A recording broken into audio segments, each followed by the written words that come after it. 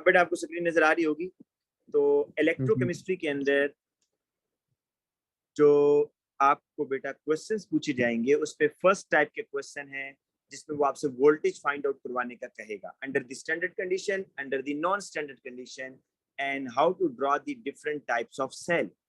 ठीक है, तो सबसे पहले मैं आपको थोड़ा सा बेसिक नॉलेज बेटा बता दूं कि देखें, आप जब भी ये एक आपके पास बीकर है और इसमें आपने एक सॉल्ट सॉल्यूशन लिया हुआ है, सपोज कॉपर सल्फेट का। अच्छा, ये मैं स्टैंडर्ड कंडीशन की जब भी बात करूंगा ना, जब भी मैं कहूंगा अंडर स्टैंडर्ड कंडीशन, तो इसका मतलब ये होगा कि जो मैंने आइंस दिए यहाँ पर, जो सपोज कॉपर सल्फेट का जो सॉल्ट है इसकी कंसेंट्रेशन है 1 मोल पर cubic decimetre, temperature is 25 degree Celsius temperature और 1 atm प्रेशर अगर आप गैसेज यूज कर रहे हैं। ठीक है, तो इस कॉपर सल्फेट के सोल्यूशन में मैं बेटा कॉपर रॉड को डिप करूंगा। ठीक है, और इसी तरीके से दूसरे केस के अंदर देखें। अच्छा, इसमें ना जब मैं कॉपर रॉड को कॉपर सल्फेट के सोल्यूशन में डिप करूंगा तो बेटा कितना वो यहाँ पर पोटेंशियल डिफरेंस कितना है, कितना पोटेंशियल डिफरेंस क्रिएट होगा, वो हमने फाइंड आउट करना है। तो उस पोटेंशियल डिफरेंस को फाइंड आउट करने के लिए हमने एक स्टैंडर्ड सेल बनाया हुआ है, that is the standard hydrogen electrode. उसकी डायग्राम आपको पता होनी चाहिए कैसे होती है। ऐसे ये जी आपके पास स्टैंडर्ड हाइड्रोजन इलेक्ट्रोड, इसमें ये हाइड्रोजन गैस यहाँ से पास होगी, सॉल्यूशन के अंदर हाइड्रोजन आयन है, दिस इज प्लेटिनम इलेक्ट्रोड। ठीक है, और यहाँ से आप इसको बैटरी के साथ जब वोल्ट मीटर के साथ कनेक्ट कर देंगे तो वोल्ट मीटर, पोटेंशियल डिफरेंस की यूनिट होती है ना वोल्टेज, तो ये वोल्ट मीटर आपको वोल्टेज बताएगा। क्योंकि जो हाइड्रोजन है ना बेटा, जो आपका ये स्टैंडर्ड हाइड्रोजन इलेक्ट्रोड है, इसको जो ई नॉट वैल्यू है वो आपने 0.00 वोल्ट रखी हुई है, इसलिए वोल्ट मीटर में जो भी रीडिंग शो होगी वो कॉपर की होगी। तो कितनी शो होगी बेटा, यहाँ पर प्लस 0.34, तो आपको यहाँ पर कॉपर का वोल्टेज पता चल जाएगा और यही सेल का भी यहाँ पर वोल्टेज या पोटेंशियल होगा। तो यहाँ पर ये आपसे डेफिनेशन पूछ रहा है कि define the term standard cell potential. तो आपने बेटा सेल पोटेंशियल को डिफाइन ये करना है कि वोल्टेज डेवलप, कि इस कॉपर का वोल्टेज डेवलप हुआ, voltage develop when half cell, इसको इसको कहते हैं, जो एक आपको बीकर नजर आ रहा है ये एक हाफ सेल है, क्योंकि देखें एक में ऑक्सीडेशन हो रही होती है, दूसरे में रिडक्शन, एक बीकर में ऑक्सीडेशन तो दूसरे में रिडक्शन, तो ये आपके पास दोनों मिलकर कंप्लीट सेल बनाते हैं। Each beaker is the half cell. तो voltage develop when half cell is connected with standard hydrogen electrode SHE, standard hydrogen electrode under the standard condition. और बेहतर ये है कि आप स्टैंडर्ड कंडीशन लिख दें कि कंसंट्रेशन मस्ट बी 1 मोल पर क्यूबिक डेसीमीटर, प्रेशर 1 atm और जो टेम्परेचर है दैट शुड बी 25 डिग्री या 298 केल्विन। अच्छा बेटा अब आगे चलते हैं। नेक्स्ट देखें, आपको ना सेल की डायग्राम्स आनी चाहिए। 3 तरह के बेटा सेल आपके सिलेबस में हैं। पहला सेल है, पहला जो बेटा सेल मैं आपको बनाने जा रहा हूं that is the metal ion half cell.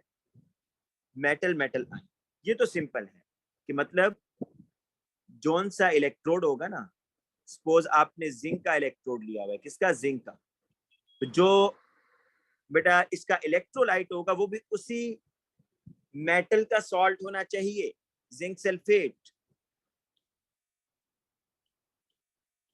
Zinc sulphate aqueous. ये बेटा आपके पास है मेटल आयन। ठीक है, जिसमें आपने जोन सा मेटल लिया होगा, सॉल्यूशन भी उसी का लेना है आपने, और 1 मोल पर क्यूबिक डेसीमीटर, और इसको बेटा आप कनेक्ट कर देते हैं यहाँ पर किसके साथ, स्टैंडर्ड हाइड्रोजन इलेक्ट्रोड के साथ, शी सेल। दूसरा सेल है बेटा metal ion half cell.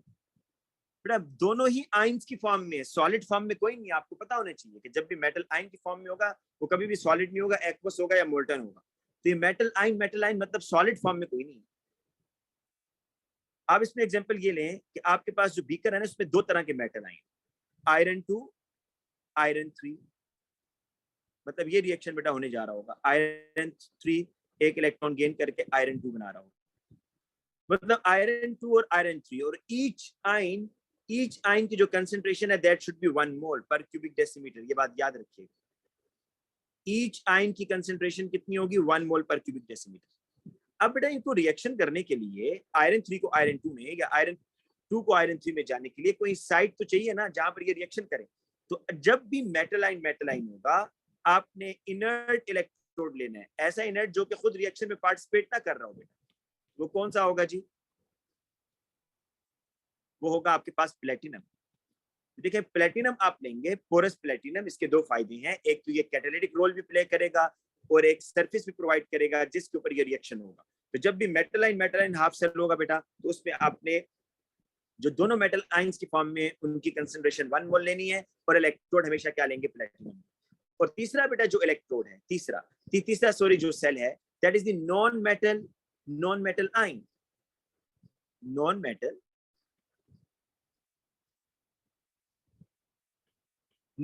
Ion. इसकी एक तो एग्जांपल शी सेल भी है, स्टैंडर्ड हाइड्रोजन इलेक्ट्रोड। दूसरा आप क्लोरीन की बेटा ले लेंगे। देखिए नॉन मेटल आयन, क्लोराइड ले लें, chloride is non metal ion.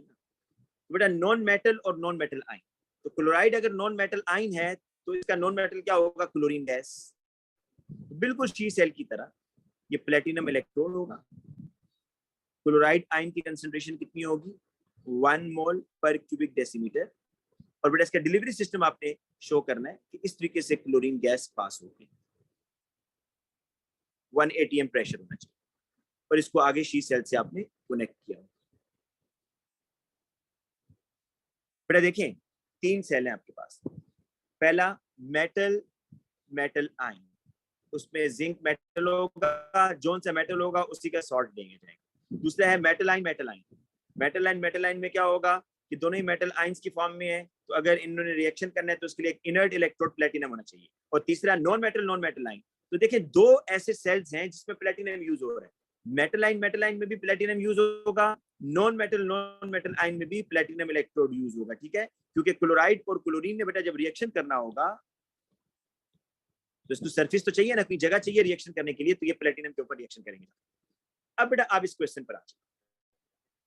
तो इस क्वेश्चन में ये कह रहा है the following incomplete diagram shows the apparatus that could be used to measure the E naught of cell for a cell composed of iron 3 and iron 2। ये कौन सा सेल है भाई, मेटल आयन, दोनों ही मेटल्स आयन की form में है। और दूसरा है Ag और Ag प्लस। अब देखें एक जो सेल है ना ये वाला, इसको आप कहेंगे मेटल आयन। ये देखें एक इसमें Ag मेटल है और Ag+1 मेटल आयन है।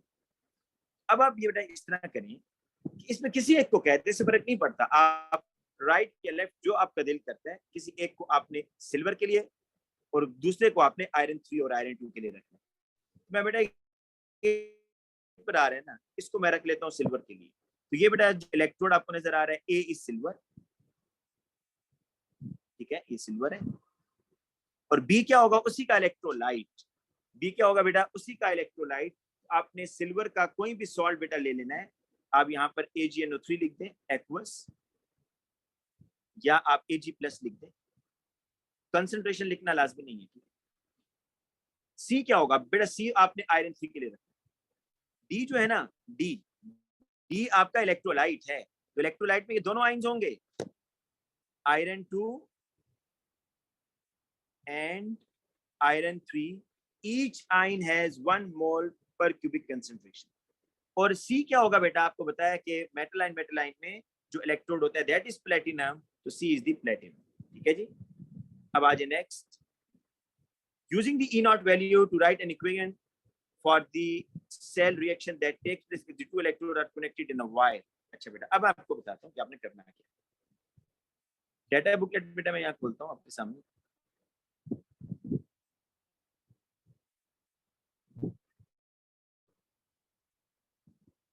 देखें आपने ना सिल्वर 1 ये बेटा आपने लेनी थी, ये इक्वेशन आपने लेनी है सिल्वर 1 की, और दूसरी इक्वेशन बेटा आपने लेनी है कॉपर की, कॉपर 2 की।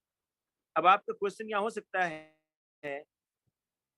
कि सर हम कौन सी लें, कॉपर 2 वाली लें, कॉपर 2 जो कॉपर 0 में जा रहा है, तो जहरी बात है बेटा आपने ये लेनी है, क्योंकि वहां पर मेटल मेटल लाइन है ना। ये दो इक्वेशन बेटा आपने, ठीक है जी। कौन सी दो इक्वेशंस, सिल्वर वाली और कॉपर वाली। कॉपर 2 वाली क्यों नहीं लेंगे, क्योंकि मेटल मेटल आयन है भाई। सॉरी मैं देख रहा हूँ, कॉपर ले रहे हैं हम, क्या ले रहे हैं, वेट वेट वेट, आयरन है, सॉरी बेटा, हमने आयरन की लेनी है, सॉरी आयरन, आयरन और सिल्वर की लेनी है, सॉरी। तो बेटा दूसरा जो है आपके पास आयरन है, आयरन के लिए देखिए आपको क्या लेना पड़ेगा। आयरन के लिए तो आपके पास बड़ी यहाँ पर वैरायटी आप देखिएगा, लेकिन आपको ये पता है कि आयरन 3 आयरन 2 में जा रहे हैं, ये इक्वेशन लेंगे जी आप, ये वाली 0.77 और बेटा ये सिल्वर वाली। तो ये मैं इन दोनों इक्वेशंस को यहाँ लिखता हूँ आपके सामने पहले। बेटा सिल्वर की ये थी Ag+1 electron, it gives Ag, और इसको जो ई नॉट वैल्यू बेटा वो बता रहा था +0.80। और जो आयरन 3 वाली है बेटा, iron 3 plus electron, it gives iron 2, और इसकी जो बेटा ई नॉट वैल्यू वो बता रहा था +0.77 वोल्ट। अब मैं आपको थोड़ी सी चीजें रिवाइज करवा देता हूँ। मैंने आपको ये बताया था कि ई नॉट वैल्यू जितनी ज्यादा पॉजिटिव होगी, position of equilibrium right side पर आएगा और इलेक्ट्रॉन गेन होगा और उसमें रिडक्शन होगी। ये बात फिर मैं रिपीट करता हूँ कि ई नॉट वैल्यू जितनी ज्यादा पॉजिटिव होगी, आपका जो सिस्टम है वो इलेक्ट्रॉन गेन करने की तरफ जाएगा, if E naught value is more positive. तो बेटा बताएं इन दोनों में से किसकी E naught value more positive है, सिल्वर वाले की, तो इलेक्ट्रॉन गेन होगा, और इलेक्ट्रॉन गेन करने के लिए सिल्वर 1 को इधर जाना होगा, तो ये इस डायरेक्शन में जाएगा। और जिसकी E naught value less positive होगी या मोर नेगेटिव होगी, वो इलेक्ट्रॉन लूज करेगा। अच्छा मैं ये जो बात है ना, ये याद करने के लिए सिंपल सी एक निशानी बच्चों को बताता हूँ। लेकिन जो पॉजिटिव चीज होती है उसमें इलेक्ट्रॉन गेन करने होते हैं ना, तो आप इन दो वैल्यूज को भी ऐसे ही समझें कि जो पॉजिटिव होगा वो इलेक्ट्रॉन गेन करेगा, और जो नेगेटिव होता है बेटा, सपोज आई नेगेटिव या Cl नेगेटिव, इनने क्या करना है, इलेक्ट्रॉन लूज करने। तो इसलिए जो वैल्यू नेगेटिव होगी या लेस पॉजिटिव होगी, that will lose the electron, तो इलेक्ट्रॉन लूज करने के लिए इधर जाना होगा। तो ये बात याद कर लें कि राइट साइड पर रिडक्शन हो रही है, लेफ्ट साइड पर ऑक्सीडेशन। अब आपको बेटा यहाँ पर क्या निकालना था, यहाँ पर आपको उसकी नेट इक्वेशन तो नहीं लिखनी ना, सिर्फ आपको क्या करना है जी, अच्छा नेट इक्वेशन लिखनी है, राइट द इक्वेशन। तो अब बेटा आप इक्वेशन कैसे लिखें कि पहली इक्वेशन तो ऐसी है, तो फ्लिप नहीं हो रही, पहली इक्वेशन ऐसी आएगी Ag+1 it's gaining the electron, और ये आ जाएगा Ag। और दूसरी इक्वेशन बेटा फ्लिप हो रही है कि iron 2 is losing the electron, iron 2 is losing the electron, तो ये में जा रहा है, और इलेक्ट्रॉन से इलेक्ट्रॉन जाएंगे, अगर ना होते तो मैंने इलेक्ट्रॉन्स को पहले सेम करना था, ठीक है, लेकिन ये इलेक्ट्रॉन सेम है, तो बस आप नेट इक्वेशन लिख दें। Ag1 plus iron 2 plus it gives Ag solid और आयरन 3 प्लस। तो ये बेटा आपकी आयोनिक इक्वेशन आ गई है, ठीक है। अब बेटा नेक्स्ट आ जाएंगे, नेक्स्ट भी कह रहा है, एक्सक्यूज मी सर, अगर उस पर वर्किंग मिलेंगे साथ बेटा आपकी आवाज कटती है, आप सर, ये जब 1 भी आपका मार्क का जो इंटरनेट ठीक क्वेश्चन नहीं है, था कल भी आपकी आवाज उसमें वर्किंग ना। साथ बेटा आपकी आवाज कट रही है, मुझे आवाज नहीं आ रही बेटा। वर्किंग है जो मुझे समझ आ रही है, सर वर्किंग बेटा आपने नहीं दिखानी, वर्किंग आपने नहीं दिखानी, नेट इक्वेशन बनानी है। अच्छा बेटा देखिएगा अब आगे कह रहा है कि another chemical cell was set up using 0.31 mole per cubic decimeter instead of the standard silver solution using the Nernst equation। वैसे तो आपको याद कर लेनी चाहिए, ठीक है, E is equal to E naught plus 0.059 into log of oxidized species over reduced species। लेकिन आपको याद होगा मैंने आपको बताया था कि अगर नर्नेस इक्वेशन के अंदर कोई ऐसा मेटल आ जाए जिसकी ऑक्सीडेशन स्टेट 0 हो तो उसकी जगह 1 लिखते हैं, तो नीचे वाले की जगह 1 लिखेंगे, तो इसलिए 1 लिखने की जरूरत नहीं है, इसलिए उसने एग्जामिनर ने शो ही नहीं किया, क्वेश्चन के अंदर शो ही नहीं किया उसने, इसलिए आप इस सिल्वर 0 को इग्नोर कर दें। देखिए आप मैथ्स में पढ़ते हैं ना, जिसकी पावर 0 होती है वो 1 की इक्वल होता है, तो बस वही चीज यहाँ पर भी समझ, इसलिए मैंने यहाँ ये नहीं लिखा। अब बेटा आपने यहाँ पर ई सेल निकालना है, कह रहे कि अगर सिल्वर 1 की कंसेंट्रेशन कितनी हो, ये बात समझने वाली है जी। अगर सिल्वर 1 कितना हो 0.31, अगर सिल्वर 1 0.31 हो तो फिर आपने बताना है कि व्हाट्स द ई सेल। अच्छा ई नॉट नहीं कह रहा बेटा, अब ये क्या कह रहा है, ई सेल कह रहा है, ठीक है। अब बेटा देखिए आपने क्या करना है, सिंपल वैल्यूज पुट करनी है, ई इज इक्वल, ये ई जो है ना, इस ई के नीचे मैं लिख रहा हूं voltage under the non standard condition, क्योंकि अब कंसेंट्रेशन 1 मोल नहीं रही ना, जब 1 मोल ना हो तो फिर वोल्टेज ऐसे निकालते हैं, और आपको पता है अगर 1 मोल हो तो फिर तो फॉर्मूला ये है, E naught of cell is equal to E naught of cathode या E naught of reduction minus E naught of anode या ऑक्सीडेशन, फिर तो ये फॉर्मूला था बेटा, ये है स्टैंडर्ड कंडीशन के लिए, लेकिन अब तो स्टैंडर्ड कंडीशन नहीं है, इसलिए वो नर्नेस इक्वेशन यूज कर रहा है। बेटा देखें सिल्वर के लिए ई नॉट क्या होती है, स्टैंडर्ड कंडीशन में सिल्वर की क्या वैल्यू होती है, ये बेटा आपने लिखी हुई है प्लस 0.80, डेटा बुकलेट से आपको मिल जाएगी, ये 0.80 प्लस 0.059 इनटू लॉग ऑफ, क्या है कंसेंट्रेशन सिल्वर 1 की, सिल्वर 1 की जो कंसेंट्रेशन बेटा इसने दी हुई है दैट इज 0.31। अब बेटा आप लोग जरा इसको कैलकुलेट करें, इसका लॉग लें, लॉग 0.31 उसको बेटा मल्टीप्लाई करें 0.059 के साथ, तो आपके पास पता है क्या आ जाएगा, ये देखिए 0.80, मैंने बेटा इस सारे को सॉल्व किया है कैलकुलेटर पर, ठीक है, तो ये माइनस साइन खुद ब खुद आ रहा है 0.03। अब बेटा जब इसको आप सॉल्व करेंगे आपके पास क्या आंसर आ जाएगा, E is equal to 0.8 minus 0.03 is equal to 0.77, तो दिस इज योर आंसर, ठीक है। अच्छा समटाइम्स, अच्छा वो आगे आएगा एक और भी एग्जांपल उसमें आपको कराऊंगा कि ऑक्सीडाइज और रिड्यूस स्पीशीज में आपने कैसे वो करना है। अच्छा बेटा देखिए यहाँ क्या करना है जी, आपने कह रहा है कि draw a fully labelled diagram, किसकी आपने बनानी है, एक तो हाफ सेल में कॉपर कॉपर 2 है और दूसरे सेल में क्या है जी स्टैंडर्ड हाइड्रोजन इलेक्ट्रोड है, तो बेटा एक दफा सीख लें, क्योंकि बार बार इसमें ना आप लोग कोई ना कोई गलती कर जाते हैं, सॉल्ट ब्रिज बनाना भूल जाएंगे, कभी कुछ और बनाना भूल जाएंगे, तो इसलिए 2 हाफ सेल लिए, ये उनके इलेक्ट्रोलाइट, पहला काम सॉल्ट ब्रिज तो पहले ही बना देना ताकि ये भूलने मत, ये सॉल्ट ब्रिज हो गया। एक आपने बेटा कॉपर वाला बनाना है, ये कॉपर इलेक्ट्रोड हुआ, लेबल करेंगे साथ में, और ये बेटा कॉपर सल्फेट, ठीक है, ये कॉपर सल्फेट है, नीचे कंसेंट्रेशन लिखिएगा बेटा 1 मोल पर क्यूबिक डेसीमीटर, और यहाँ पर बेटा आपने शी सेल बनाना है स्टैंडर्ड हाइड्रोजन इलेक्ट्रोड, उसको लेबल करें दिस इज प्लेटिनम, यहाँ बताएं ये H आयंस हैं हैविंग 1 मोल पर क्यूबिक डेसीमीटर। अच्छा अच्छा अब आपने हाइड्रोजन गैस की डिलीवरी का जो गैस कैसे डिलीवर हो रही है वो बनाना है, ऐसे करके बेटा यहाँ से बताएंगे कि हाइड्रोजन गैस आ रही है और इसका प्रेशर है 1 atm, और इनको बेटा आपने वायर के साथ वोल्ट मीटर और कनेक्ट कर देना।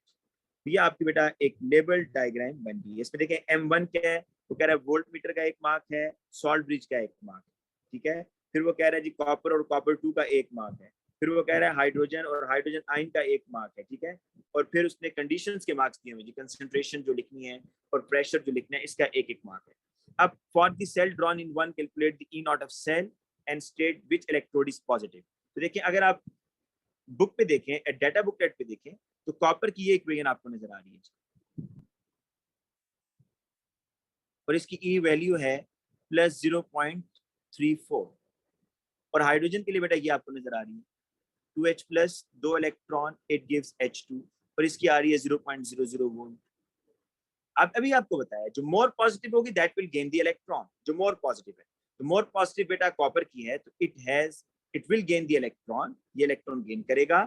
और जो हाइड्रोजन है it will lose the electron, ये इलेक्ट्रॉन लूज करेगा। ठीक है, यहाँ पर रिडक्शन हो रही है बेटा, दिस इज रिडक्शन।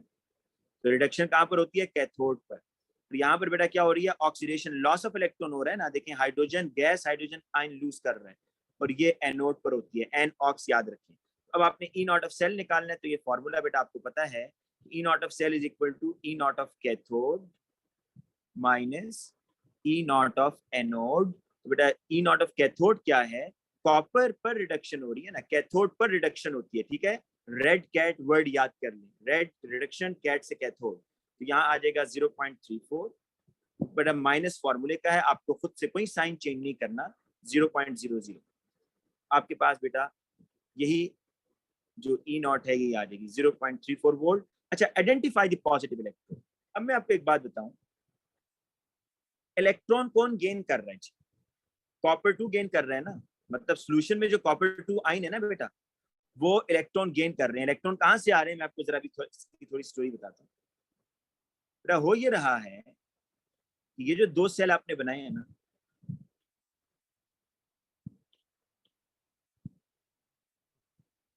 बेटा मैं यहाँ पर चले को भी बना देता हूँ। ये जो दो सेल आपने बेटा भी बनाए थे, क्योंकि हमने ये चीज देखी है बेटा अभी कि H2 ने इलेक्ट्रॉन लूज करने यहाँ पर देखें, तो मैं इसकी वही इक्वेशन लिख रहा हूँ। H2 ये 2H प्लस में जा रहा है और 2 इलेक्ट्रॉन लूज कर रहा है। तो ये प्लेटिनम जो है ना, इसके ऊपर पहले इलेक्ट्रॉन जमा हो जाएंगे, क्योंकि हाइड्रोजन गैस जो है बेटा इलेक्ट्रॉन लूज करके H आइन में जा रहा है, सोल्यूशन में H आइन भी भर रहे हैं, और जो इलेक्ट्रॉन्स हैं वो यहाँ एक्यूमुलेट हो गए, तो this electrode would be negative. ठीक है, अब क्योंकि बेटा कॉपर जो है, अभी आपने देखा है कि जो कॉपर सल्फेट है, सॉरी कॉपर 2 जो है ये 2 इलेक्ट्रॉन गेन करके कॉपर इसकी प्लस 0.34 है, तो इसकी मोर पॉजिटिव है, it will gain the electron. तो सोल्यूशन में जो कॉपर 2 है ना, ये जो बेटा यहाँ से इलेक्ट्रॉन आ रहे हैं, कहाँ से? From the copper. तो जो इलेक्ट्रॉन बेटा इधर आएंगे कॉपर 2 को गेन करेगा, और क्या बन जाएगा? कॉपर सॉल्डिफाई हो जाएगा। तो भैया बताएं कि इलेक्ट्रॉन्स इस साइड पर मूव कर रहे हैं ऐसे, ये इलेक्ट्रॉन की मूवमेंट है। ठीक है जी, इलेक्ट्रॉन की मूवमेंट ये। अब जरा एक चीज सोचिए कि इलेक्ट्रॉन अगर कॉपर की तरफ मूव कर रहे हैं तो what would be charge on copper? Electrons move कर रहे हैं टुवर्ड्स कॉपर, तो कॉपर क्या पॉजिटिव नहीं होगा? बिल्कुल पॉजिटिव होगा। तो अब आपको एक सिंपल से शॉर्ट करिए बता देता हूं, जिस हाफ सेल की ई नॉट वैल्यू पॉजिटिव होगी वो पॉजिटिव इलेक्ट्रोड होगा, जिस हाफ सेल की ई नॉट वैल्यू लेस पॉजिटिव होगी या मोर नेगेटिव होगी वो इलेक्ट्रोड आपका नेगेटिव होगा। तो ये आप यहाँ पर बताएंगे कि आइडेंटिफाई द पॉजिटिव इलेक्ट्रोड, तो कॉपर वाला जो है ये पॉजिटिव इलेक्ट्रोड है। ठीक है, तो इनिशियल अभी हम कर चुके हैं, तो इस चीज को रिपीट करने की जरूरत नहीं है। और ये आपसे क्या निकलवा रहा है यहाँ पर? पीएच, ये हम बाद में करेंगे जब आयनिक इक्विलिब्रियम बनाएंगे। ये बेटा हमारा मेन क्वेश्चन है जिसमें आपको बहुत ज्यादा कॉन्सेप्ट सीखने को मिलेगा। इस क्वेश्चन को करने से पहले कुछ चीजें मैं आपको बेटा बताता हूँ। कॉपर 2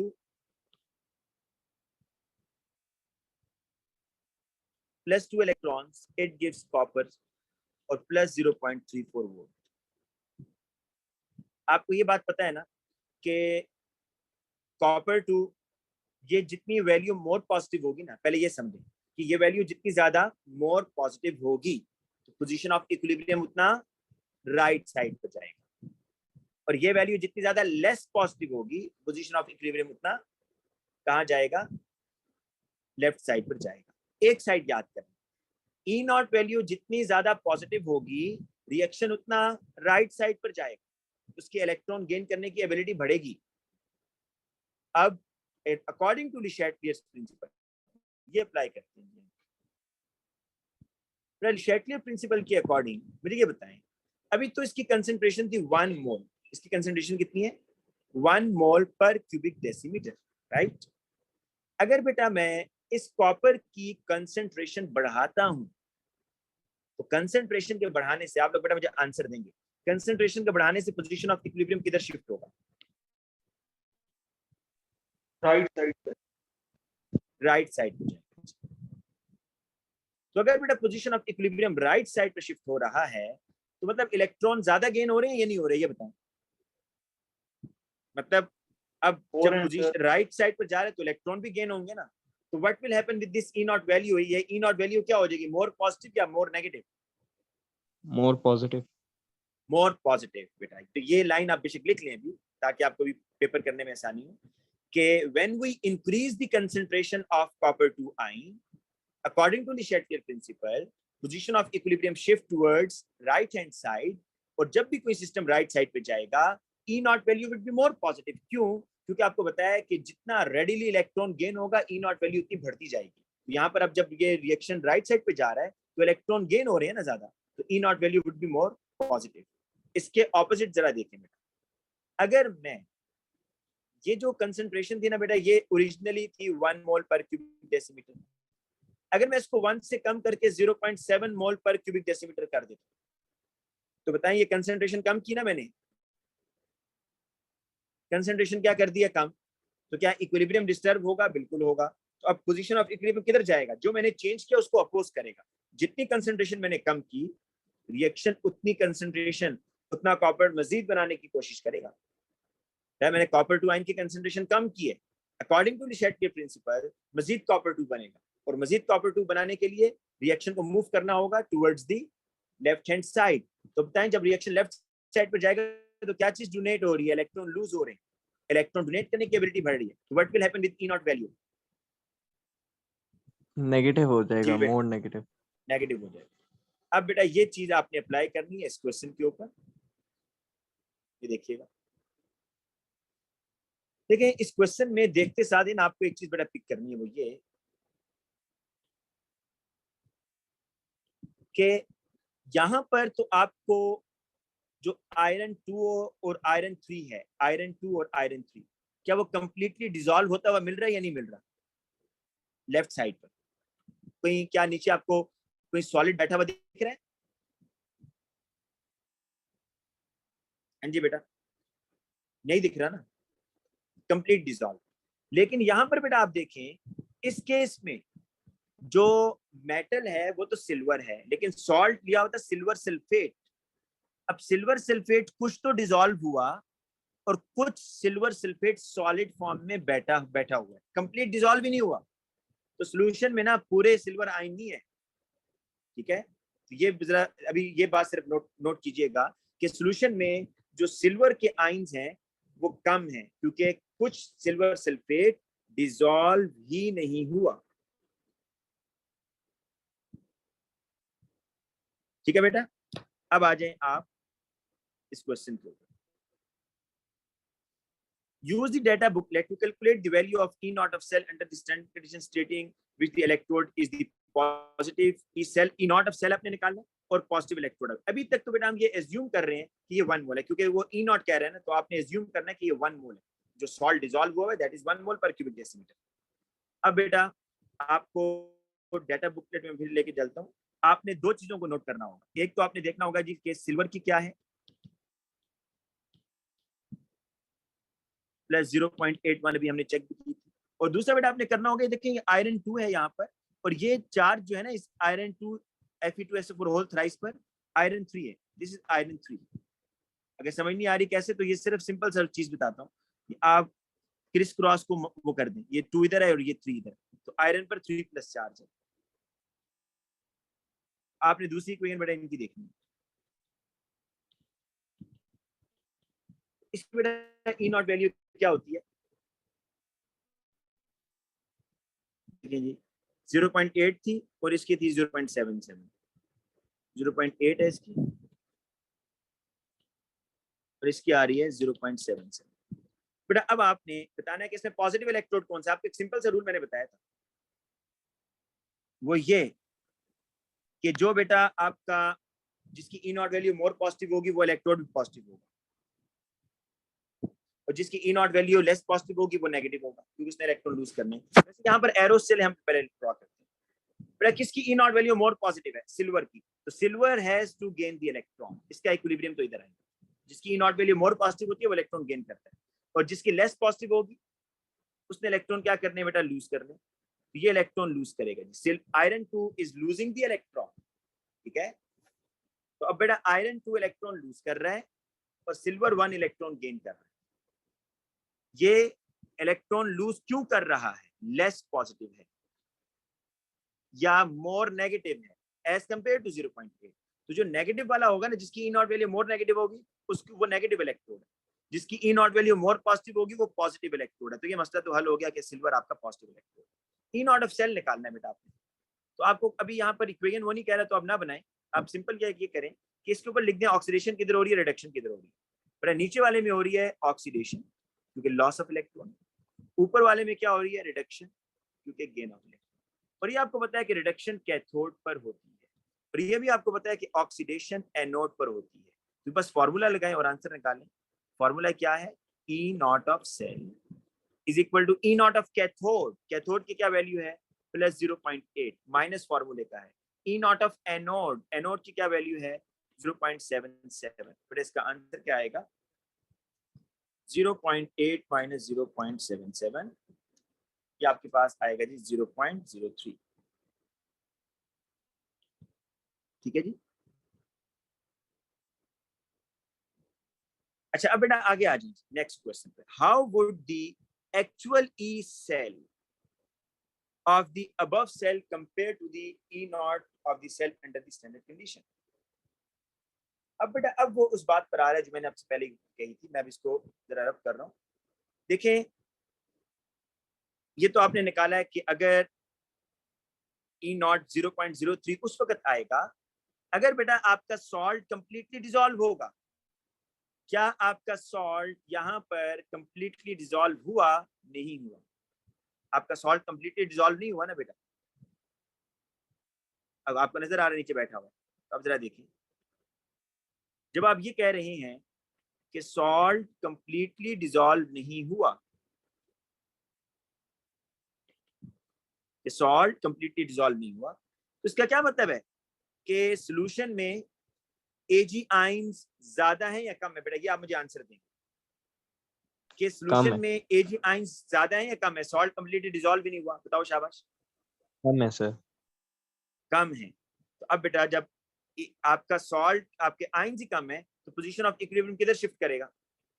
आइंस बढ़ाने के लिए किधर जाएगा? लेफ्ट हैंड किधर जाएगा? ठीक है, to increase the concentration of silver 1। तो जब बेटा आपकी यहाँ पर अब ये कौन सी एबिलिटी बढ़ रही है, इलेक्ट्रॉन लूज करने की या गेन करने की? लॉस करने की सर। तो जब लूज करने की एबिलिटी बढ़ती है तो ई नॉट वैल्यू क्या होती है आपकी, मोर पॉजिटिव या less positive? More negative sir. Yes, या लेस पॉजिटिव भी कह सकते हैं, मोर नेगेटिव।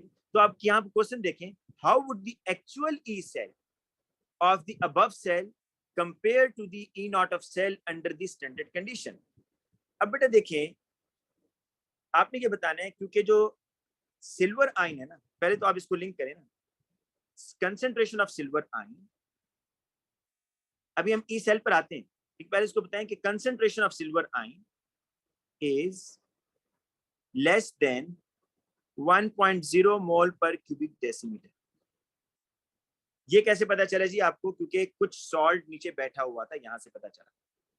तो जब सिल्वर आयन की कंसेंट्रेशन कम है तो फिर बेटा क्या होगा कि आपके पास जो पोजीशन ऑफ इक्विलिब्रियम है वो आपका लेफ्ट साइड पर जाएगा। तो E naught value of silver would be less positive ना, लेस पॉजिटिव हो जाएगी। अब बेटा जरा खुद सोचें, ये फॉर्मूला था जी आपका ऊपर, ये आपका फॉर्मूला था। जब इसको आपने माइनस किया ना तो आंसर आ रहा था 0.03। अब जब ये 0.8 लेस पॉजिटिव हो गया, मतलब 0.8 से कम हो गया, मतलब मैं इसको कर देता हूं 0.75 जी बेटा, या इसको चलें इतना कम नहीं करता, मैं इसको करता हूँ 0.79। तो बेटा बताएं अब क्या आंसर आना चाहिए? अब ई सेल क्या आएगा आपका, क्योंकि ई 0.8 से कम हो गया ना, अभी आपने यहाँ बताया। तो अब आपका ई सेल क्या आएगा पहले के मुकाबले में, 0.3 के मुकाबले में क्या आएगा?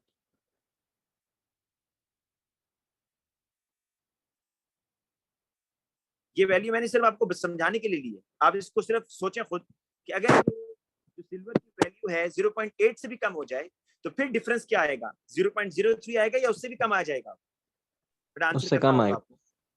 तो अब यहाँ लिखेंगे सेकंड पॉइंट कि ई सेल जो होगा, E cell would be less positive, E cell would be less positive, ये 1 मार्क आपको मिल जाएगा, ठीक है। अब आगे चलें, how would the E cell of the above cell change if at all a few cubic centimeter concentrated sodium sulfate were added? बेटा वो ये कह रहा है कि आप अगर इस सेल के अंदर सोडियम सल्फेट डाल देते हैं Na2SO4, बताएं जी Na2SO4 वाटर सॉल्युबल है या नहीं है?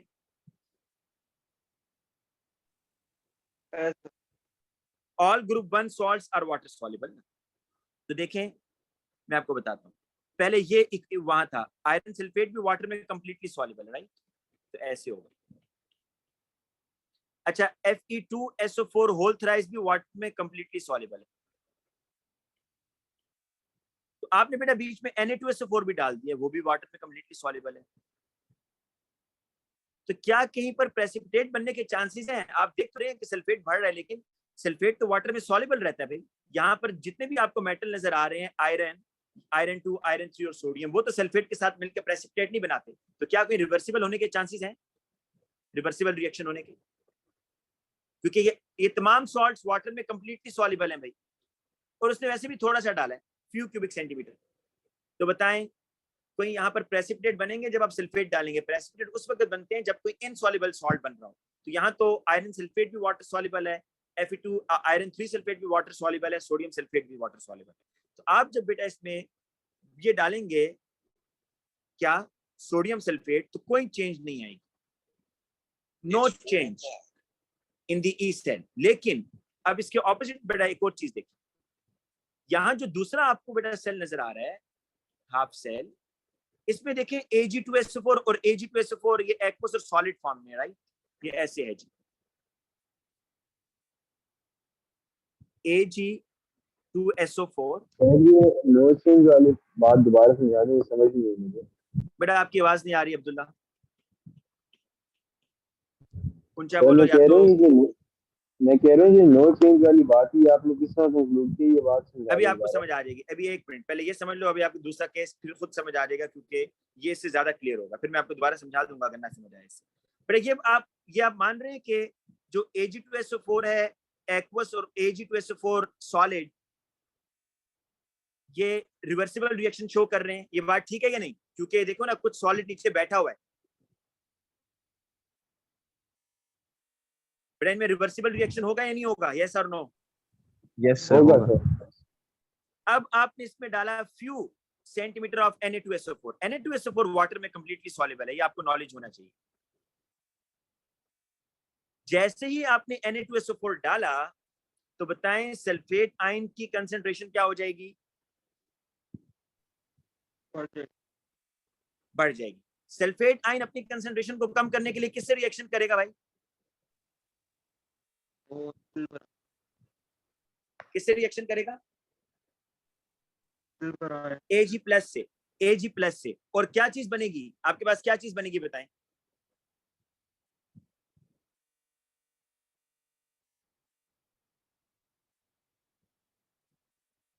बताएं बेटा क्या चीज बनेगी? सिल्वर सल्फेट के प्रेसिपिटेट। यस, सिल्वर सल्फेट के प्रेसिपिटेट बनेंगे, ठीक है। अब मुझे ये बताइएगा बेटा, जब आपने सल्फेट आयन डाला तो क्या सिल्वर 1 की कंसंट्रेशन कम हुई सॉल्यूशन में या नहीं हुई, ये बताएं। हो गई। सिल्वर 1 की कंसंट्रेशन कम हो गई भाई, जब सल्फेट आयन आपने डाला ना, तो सल्फेट आयन सिल्वर आयन से रिएक्शन कर रहे हैं, तो ये सिल्वर आयन जो है इसकी कंसंट्रेशन होगी कम। बेटा इसकी जब कंसंट्रेशन कम होगी तो अब सिल्वर को क्या करना है बेटा, क्या ये सिल्वर मजीद इलेक्ट्रॉन लूज नहीं करेगा ताकि इसकी कंसंट्रेशन को बढ़ाया जा सके, सिल्वर 1 की कंसंट्रेशन को? बताएं जी करेगा। अब्दुल्ला यासीन, आंसर दो मुझे जरा। जी सर, वो और इलेक्ट्रॉन लूज करेगा। सिल्वर मजीद इलेक्ट्रॉन लूज करेगा, सिल्वर आयन बनाएगा। क्यों? क्योंकि बेटा ऊपर सिल्वर सल्फेट आयन ने सिल्वर को यूज कर लिया, सिल्वर 1 को। तो what will happen with the E naught value? E naught value के साथ क्या होगा? मोर पॉजिटिव और less positive? Less positive. Less positive. अब बेटा देखिए, बेटा आप मुझे दो बच्चों की ना, एक साद आपकी और एक अब्दुल्ला यासीन आपकी, आपके माइक खराब है, मुझे आप लोगों की आवाज नहीं आती बेटा बिल्कुल भी। बेटा ये जो अब आपका ये लेस पॉजिटिव हुआ है, अब इस वैल्यू को इधर डाल के देखिए ना, इस फॉर्मूला में 0.8 लेस पॉजिटिव हो गया। तो what will happen with the E cell? E cell क्या होगा आपका? Less positive.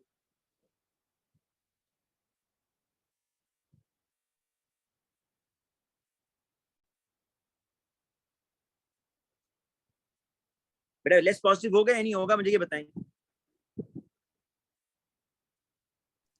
जी सर होगा। होगा। अब क्यों हुआ है उसको एक्सप्लेन करें। आप बताएंगे due to the common ion effect. क्या बताएंगे? Due to the common ion effect. Due to the common ion effect, जो concentration of silver ion will decrease.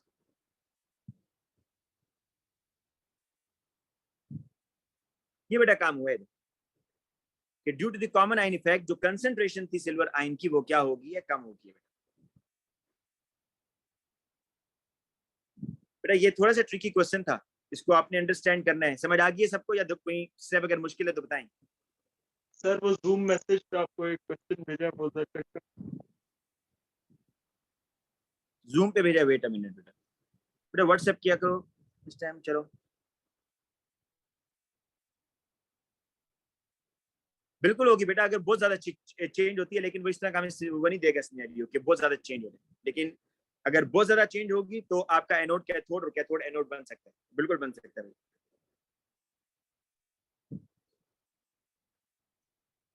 अच्छा बेटा ये क्वेश्चन है, इसको आप इसकी पिक्चर ले लें, इसको लाजमी सॉल्व कीजिएगा। ये पीएच से रिलेटेड है, इसमें अक्सर बच्चे गलत करते हैं। क्या गलती करते हैं मैं आपको भी बता देता हूँ, करना आपने खुद है क्योंकि मैं इलेक्ट्रोकेमिस्ट्री करा रहा हूँ, पीएच वाले बाद में करेंगे। यहां पर ना आपको देखें, ये Fe2SO4 होल थ्राइस है ना, इसकी कंसेंट्रेशन कितनी बता रहा है? 0.1। जब ये Fe2SO4 होल थ्राइस बेटा वाटर में जाएगा तो ये इस तरह हो जाएगा,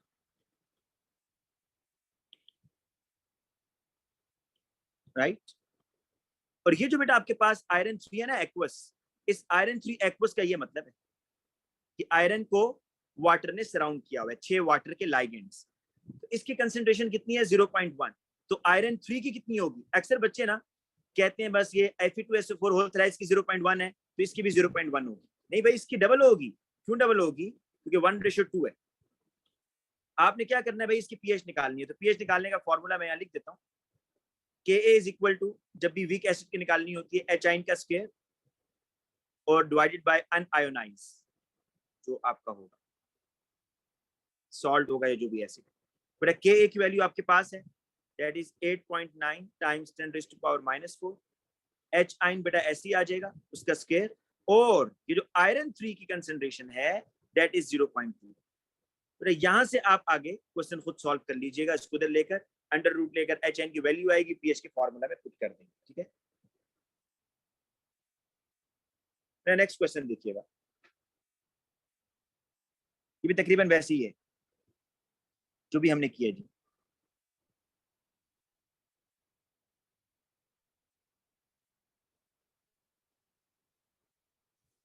अच्छा, इस क्वेश्चन में कह रहा है कि the diagram below shows an incomplete experimental setup needed to measure the E cell of a cell। अच्छा ये भी E cell है, E नॉट नहीं है भाई। Composed of standard copper, copper 2 and silver, silver electrode, silver 1 electrode। आपने बेटा इसको कंप्लीट करना है। एक तो वोल्ट मीटर लगा देंगे इधर, एक सॉल्ट ब्रिज लगाएंगे बेटा, उसको लेबल करेंगे बेटा। लेबल करना मस्ट है, ये वोल्ट मीटर लिखेंगे, यहाँ लिखेंगे कि this is salt bridge. Salt bridge का क्या फंक्शन होता है? It transfer the ions from one electrolyte to the other. देखिए कॉपर इलेक्ट्रोड है तो सोल्यूशन ए क्या होगा भाई, तेरी बात है कॉपर सल्फेट का सोल्यूशन होगा।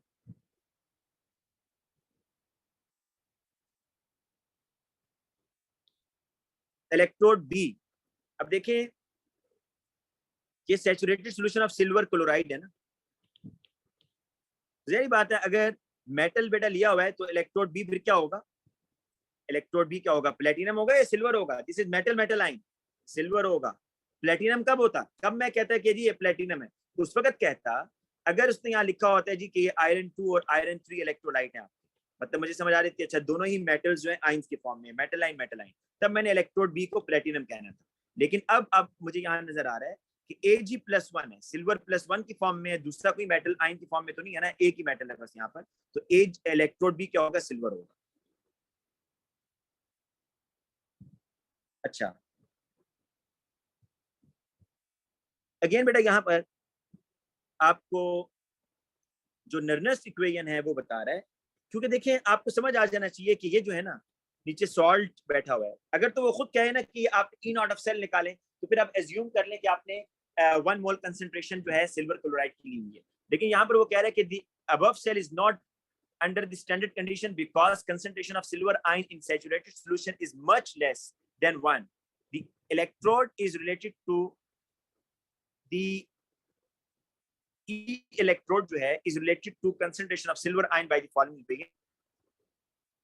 Use the data booklet to calculate the E naught of cell if the cell was operating under the standard condition.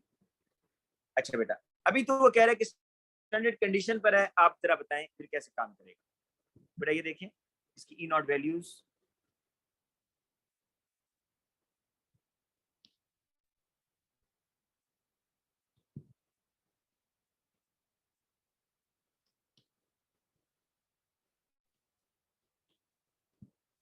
जो जितना पॉजिटिव होगा वो इलेक्ट्रॉन गेन करेगा, तो silver 1 will gain the electron, copper will lose the electron. यहाँ पर क्या हो रहा है भाई, ऑक्सीडेशन हो रही है कॉपर में क्योंकि इलेक्ट्रॉन लूज कर रहा है, और ऑक्सीडेशन जहां होती है वो एनोड होता है, और ऊपर फिर क्या हो रही है बेटा, रिडक्शन हो रही है, और रिडक्शन कैथोड पर होती है। वो आपसे कह रहे हैं कि आप ई नॉट ऑफ सेल निकालें ना, ई नॉट कह रहा है तो फिर सारी बात आप बेटा यही वैल्यू लगानी है। देखिए नोट कर लें, E naught of cathode, E naught of cathode का मतलब है कि 0.8 में से बेटा इसको माइनस कर दिया, ठीक है। अच्छा बेटा अगर आंसर पॉजिटिव में आ रहा है it means reaction is feasible और वोल्टेज जनरेट हो रहा है, करंट यहाँ पर जनरेट हो रहा है बेटा, वोल्टेज यहाँ पर डेवलप हो रहा है। अब कह रहे हैं इन द अबव एक्सपेरिमेंट, ये बेटा थोड़ा सा ट्रिकी क्वेश्चन आप गौर से सुनना आपने। In the above experiment the E cell was measured as at +1.17 volt. बेटा आपको उसने ई सेल बताया है under the non standard condition. Non standard condition में जो ई नॉट आ रहा है, नॉन स्टैंडर्ड कंडीशन में, देखें स्टैंडर्ड कंडीशन में उसने हमसे निकलवाया, ये जो आ रहा है ये स्टैंडर्ड कंडीशन में आ रहा है, राइट। ये किस पे आ रहा है, स्टैंडर्ड कंडीशन में। नॉन स्टैंडर्ड कंडीशन में इस सेल के लिए, इस सेल के लिए जो नॉन स्टैंडर्ड कंडीशन में वोल्टेज डेवलप हुआ वो उसने बता दिया है, वो कितना आ रहा है देखें, वो आ रहा है +0.17। स्टैंडर्ड में कितना आ रहा था, स्टैंडर्ड में कितना आ रहा था भाई, स्टैंडर्ड में आ रहा था आपके पास +0.46, नॉन स्टैंडर्ड में कितना आ रहा है 0.17। तो ये दो वैल्यू जरा आप जेन में रखिएगा।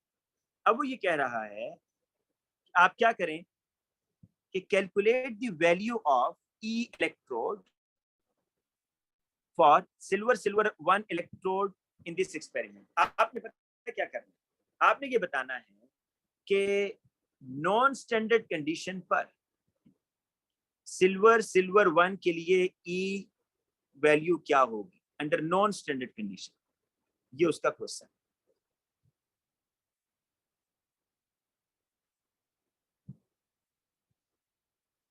क्वेश्चन सुने फिर आपने, मैं इसको रिवर्स ऑर्डर में लेके चलता हूं। आपने बेटा क्या फाइंड आउट करना है कि आपके पास एक हाफ सेल है सिल्वर और सिल्वर 1 में जो कि नॉन स्टैंडर्ड कंडीशन पर है, आपसे कह रहा है आप इसका ई सेल निकालें, ई नॉट नहीं, ई निकालें। फिर आपको क्या चीज गिवन है, आपको कहता है जी कि अगर सिल्वर का आप स्टैंडर्ड कंडीशन में कॉपर से बनाए ना, सिल्वर का स्टैंडर्ड कंडीशन में आप अगर कॉपर के साथ कपलिंग करते हैं तो प्लस 0.46, और सिल्वर 1 का अगर आप नॉन स्टैंडर्ड कंडीशन में कॉपर के साथ कपलिंग करते हैं तो कितना आ रहा है, 0.17 आ रहा है। तो नॉन स्टैंडर्ड कंडीशन में बेटा वोल्टेज क्या हो रहा है, नॉन स्टैंडर्ड कंडीशन में वोल्टेज क्या हो रहा है, ड्रॉप हो रहा है, राइट। कितना ड्रॉप हो रहा है जरा देखते हैं बेटा कि ड्रॉप कितना हो रहा है। 0.46 माइनस 0.17, इसको बेटा आप अगर माइनस करें 0.46 माइनस 0.17 तो ये आ रहा है 0.29।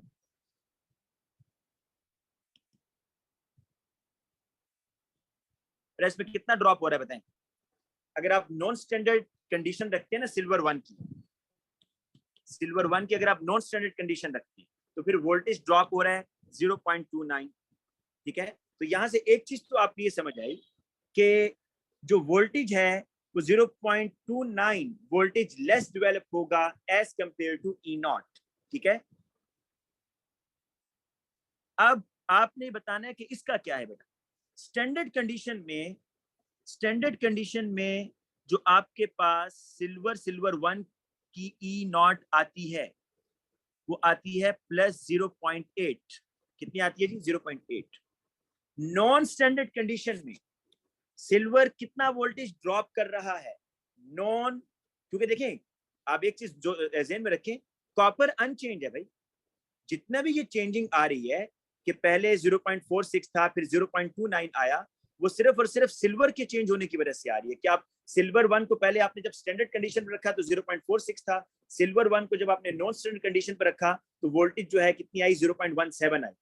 तो इनका डिफरेंस कितना आ रहा है, 0.29। तो 0.29 वोल्टेज ड्रॉप हुआ जब आपने सिल्वर आयन को नॉन स्टैंडर्ड कंडीशन में रखा।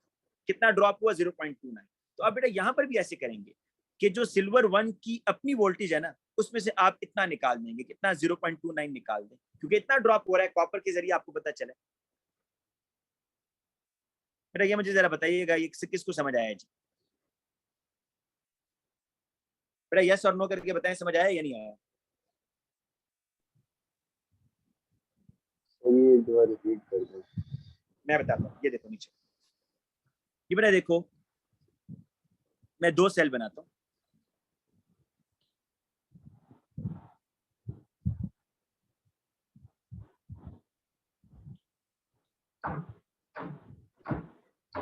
ये सिल्वर है ये कॉपर है, ये दोनों स्टैंडर्ड कंडीशन पर है। स्टैंडर्ड कंडीशन कितना वोल्टेज प्रोड्यूस हुआ था जी, 0.46। अब एक और डायग्राम में बना रहा हूं। अच्छा कॉपर स्टैंडर्ड में ही रहेगा, सिर्फ मैं सिल्वर को अनस्टैंडर्ड कंडीशन लेकर जाऊंगा, ठीक है। कॉपर स्टैंडर्ड कंडीशन में ही रहेगा, याद रखिएगा ये बात। ये अब नॉन स्टैंडर्ड कंडीशन है, सिर्फ सिल्वर।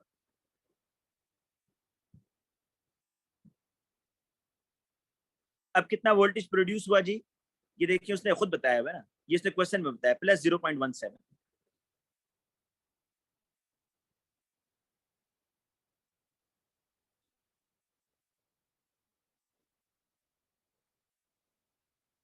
बताएं जी, ये जो वोल्टेज ड्रॉप हो रहा है ये किस वजह से हो रहा है, जल्दी से आंसर दें। वोल्टेज किस वजह से ड्रॉप हो रहा है,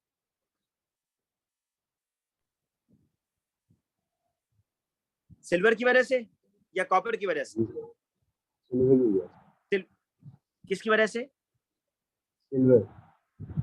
कितना ड्रॉप हो रहा है जरा निकालें इसका डिफरेंस, 0.29। अब वो क्वेश्चन पे है, वो कह रहे कि बताएं अगर नॉन स्टैंडर्ड, देखिए कॉपर का तो आपको पता है 0.34 है, कॉपर का आपको पता है कि 0.34 वोल्टेज है। अब आपने ये बताना है कि नॉन स्टैंडर्ड कंडीशन पर सिल्वर का वोल्टेज क्या होगा। नॉन स्टैंडर्ड कंडीशन पर सिल्वर का क्या वोल्टेज होगा। अच्छा, अब इसमें फॉर्मूला भी यूज कर सकते हैं भाई, ठीक है, फॉर्मूला भी यूज कर सकते हैं, लेकिन आप अगर थोड़ा सा बेटा इस तरीके से करें कि सिल्वर का जो अपना वोल्टेज था वो 0.8 है, लेकिन जब आपने सिल्वर को नॉन स्टैंडर्ड कंडीशन पर लेकर आए तो सिल्वर का कितना वोल्टेज ड्रॉप हुआ, 0.29। तो बताएं अब सिल्वर का नॉन स्टैंडर्ड कंडीशन पर वोल्टेज क्या होगा। मैंने 0.8 से 0.29 माइनस कर दिया, बताएं जी।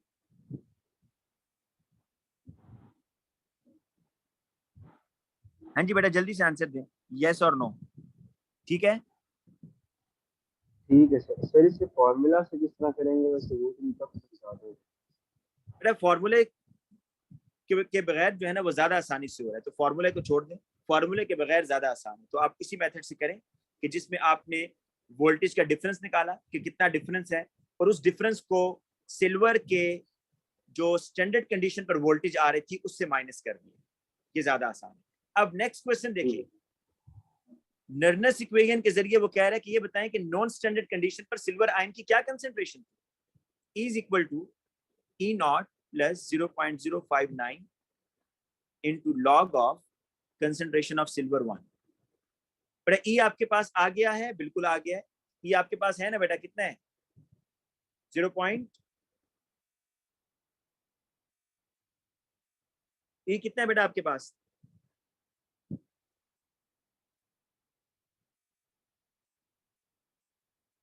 बेटा ई बोले मुझे बताएं, शाबाश, ई कितना है जी इसके लिए,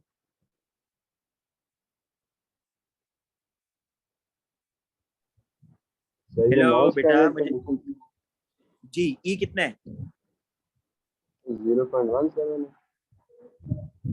बेटा, आप सिल्वर आयन की कंसेंट्रेशन निकाल रहे हैं ना, आप वो जी तो जो आप बता रहे हो 0.17, वो तो उस वक्त है कि जब आपने कॉपर के लिए भी, यहाँ तो सिर्फ सिल्वर की चीजें देखें यूज कर रहे हैं आप, आपने सिल्वर आयन की कंसेंट्रेशन निकालनी है। 0.059 फॉर्मूले का है, ई नॉट आप सिल्वर का डालेंगे, तो ई भी क्या सिल्वर का नहीं डालेंगे, जी सर जी। 0.51, ई नॉट क्या है जी सिल्वर का, 0.8, 0.059, और आगे बेटा आप उसका लॉग लें और सिल्वर आयन की कंसेंट्रेशन आपने बेटा यहां से निकाल ली, ठीक है। अब बेटा लॉग ये बिल्कुल वैसे ही करना है जिस तरह आप पीएच के लिए करते थे, आपको एंटी लॉग लेना पड़ेगा। शाबाश, जरा करें, इसको क्या करेंगे, ये आपके पास ये इक्वेशन बनी है, मैं जरा इसको फिर बनाता हूँ नीचे। आप कैलकुलेशन बेटा करेंगे इसकी, 0.51, 0.8, 0.059 इनटू लॉग सिल्वर 1। बेटा ये तो उधर ले जाए ना आप, ये वैल्यूज 0.51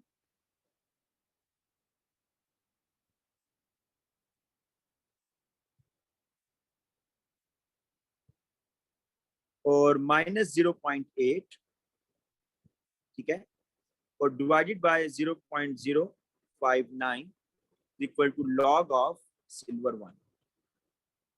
बेटा इसको जरा सॉल्व करें, क्या आंसर आ रहा है, 0.51 माइनस 0.8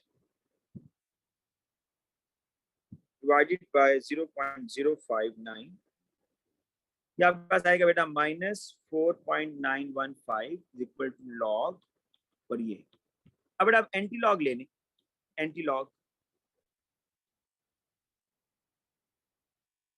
एंटी लॉग लेते हैं जब, तो एंटी लॉग का मतलब होता है 10। एंटी लॉग कैसे लेते हैं भाई, एंटी लॉग लेने का तरीका ये है कि शिफ्ट और लॉग दबाते हैं, ठीक है। तो 10 की पावर जो आ रही है उसमें आप लिखे -4.915। बेटा कहीं और बच्चे भी कर रहे हैं साथ साथ, क्या आंसर आ रहा है,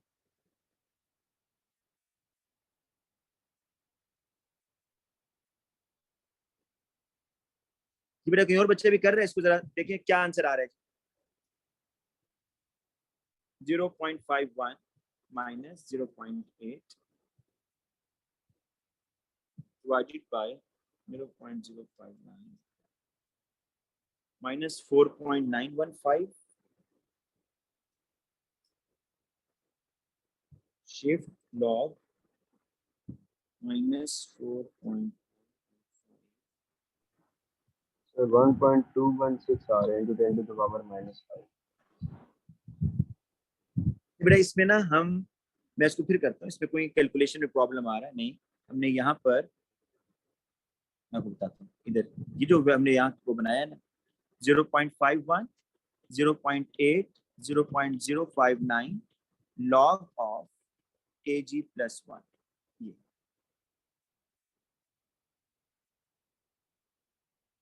इसको बेटा फिर करते हैं 0.51 माइनस 0.8 किया,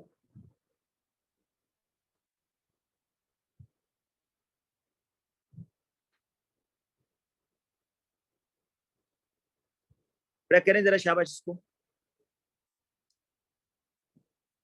मैं इसको असल में मोबाइल से कर रहा हूँ तो मेरा जो आंसर है वो थोड़ा सा डिफरेंट आ रहा है। आप लोग जरा करके देखें, अगर साइंटिफिक कैलकुलेटर होगा ना बेटा जल्दी से इसका एंटी लॉग लेना है आपने, बेसिकली इस लॉग को यहाँ से खत्म करना और सिल्वर आयन की कंसंट्रेशन निकालनी है। हरी अप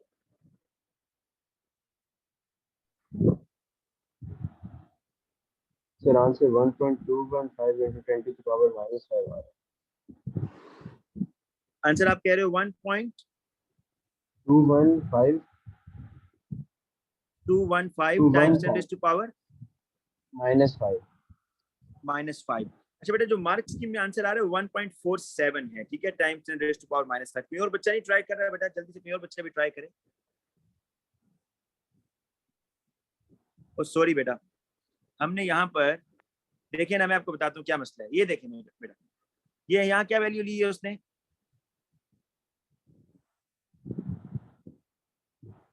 बेटा क्या वैल्यू ली हुई है उसने नर्नस इक्वेशन में? 0.06।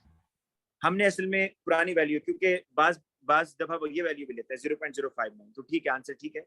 यहाँ पर सिर्फ इस वैल्यू, क्योंकि हमने ऊपर नहीं देखा, अगर आप 0.06 के साथ करेंगे देन आपका आंसर ठीक आएगा। ठीक है जी बेटा, आज के लिए इतना काफी है, और कल की क्लास में भी मैं फिर इलेक्ट्रोकेमिस्ट्री ही कराऊंगा। ठीक है बेटा, अल्लाह हाफिज।